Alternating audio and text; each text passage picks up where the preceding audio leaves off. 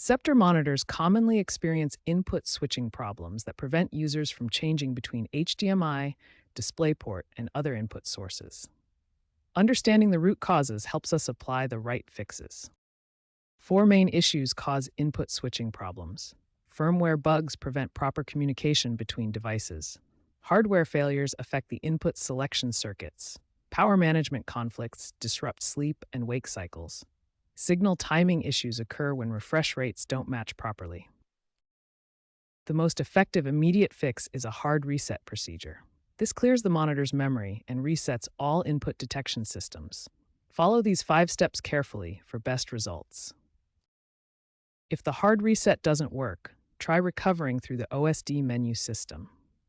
Use the physical buttons on your monitor to access the menu, then perform a factory reset. This clears all settings and allows you to manually reconfigure your input preferences. These two methods resolve input switching issues in 85% of cases. The hard reset procedure is particularly effective because it completely clears the monitor's memory and resets all input detection systems. For persistent input switching issues, advanced firmware solutions are available on newer Sceptre monitors from 2024 onwards. These models include a service menu that allows direct firmware updates.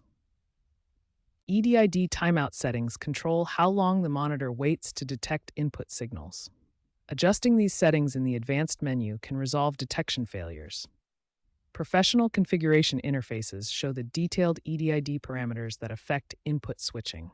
Hardware solutions include using HDMI switches with active signal boosting and high-quality shielded cables.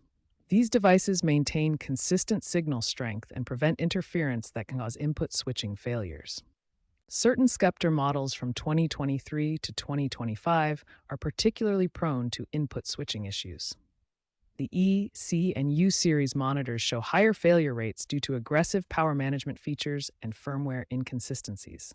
Expert technicians recommend disabling auto sleep features to prevent conflicts with modern GPU sleep states.